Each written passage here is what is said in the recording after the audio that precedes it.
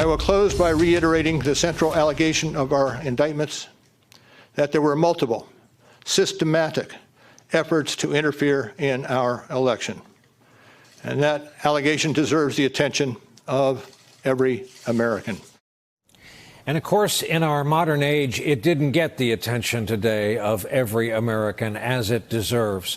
Our NBC News political team highlights some of the consequences of Russian interference, writing, quote, "It produced Hillary versus Bernie chaos entering the Democratic convention in Philadelphia. It helped launch scores of stories looking into internal Clinton communications from John Podesta's hacked emails. And it aided part of Donald Trump's closing message with him mentioning the word WikiLeaks some 140 times in the final month of the general election, a race decided by fewer than 80,000 votes in 3 states. The lack of urgency and attention to that interference remains in many ways the real scandal." Before departing White House for Colorado this morning, the president was asked what's being done to stop future election interference. He said, of course, that Obama did nothing to combat interference in 2016. Then he added this. We are doing a lot, and we're trying to do paper ballots as a backup system as much as possible, because going to good old-fashioned paper in this modern age is the best way to do it. So there you have it. And here with us to talk about it tonight, Michael McFaul, former U.S. ambassador to Russia. His recent book is entitled From Cold War to Hot Peace, an American ambassador in Putin's Russia. And Malcolm Nance, veteran of naval intelligence, special operations, homeland security, 35 years working in the field. He's also the author of The Plot to Destroy Democracy, How Putin and His Spies Are Undermining America and Dismantling the West. Both timely books, making these leading experts to talk to. Mr. Ambassador, I'd like to begin with you. You heard Robert Mueller yesterday. What ran through your mind as you did?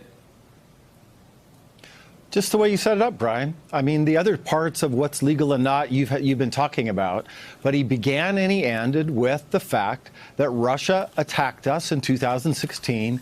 They violated our sovereignty in a multiple-pronged attack designed to influence the course of that presidential election. And so far, despite what the president just said now, we've done next to nothing to prevent that in 2020. And I think moving forward, we have to continue to remind your viewers and the American people to put pressure on the Trump administration and the U.S. Congress to enact the legislation that would protect that vote. And Malcolm, when most people hear that, I think they throw up their hands. They don't know what to do, though they're justifiably scared about the intrusion into our lives and the tinkering with our election process. What is the danger to you? And add to that, is it that the president doesn't only share the urgency, he doesn't share the problem? Well, he certainly doesn't share the problem because he fundamentally does not believe that anything happened in 2016 because he has tied Russian interference to his own legitimacy. And that's valid for him because there are some questions which do crop up. Robert Mueller made it eminently clear that this attack on the United States, which we saw 3 years ago, is most likely going to happen again.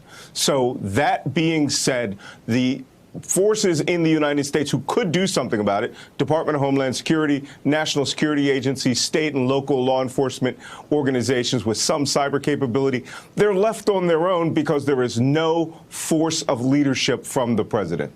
Mr. Ambassador, we have been led to believe through reporting, especially a piece in the New York Times, that the last Secretary of Homeland Security, Secretary Nielsen, was waved away, was told not to mention Russian interference to the President of the United States.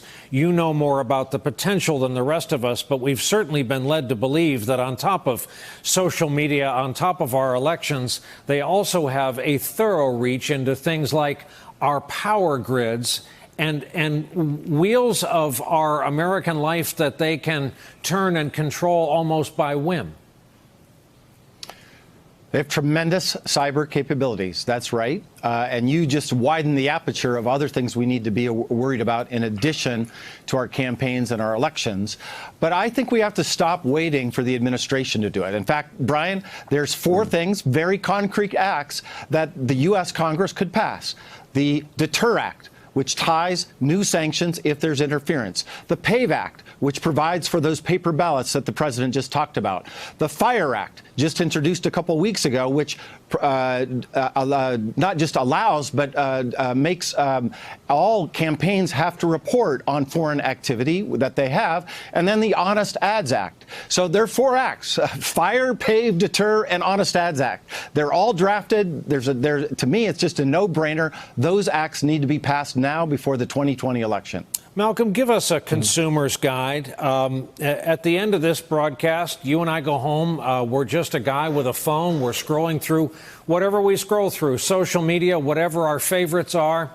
Tell us how folks with their phone at home at night are affected by the Russian reach into, just take social media. Is it visible to us? Is it invisible to us? What would we notice? What would we not know we're being hit with Russian interference? Well, it's extremely visible, and the Mueller report itself made clear that Russia's reach into the mindset, really, of the United States public. They reached 129 million voters through their disinformation warfare campaign, which was then amplified by the platform that it was on, which is Facebook, Twitter, Instagram, and others. So you don't initially know whether you're reading something that's true or false. For example, Hillary Clinton stumbles and has a brain disorder. That was a piece of propaganda which was fashioned by an American citizen, but then was amplified through this enormous cyber megaphone that the Russians had put in place, Team Trump had put in place, and it became a real story. The biggest problem is, to a certain extent, us, the news media. We are the medium in which false stories grow.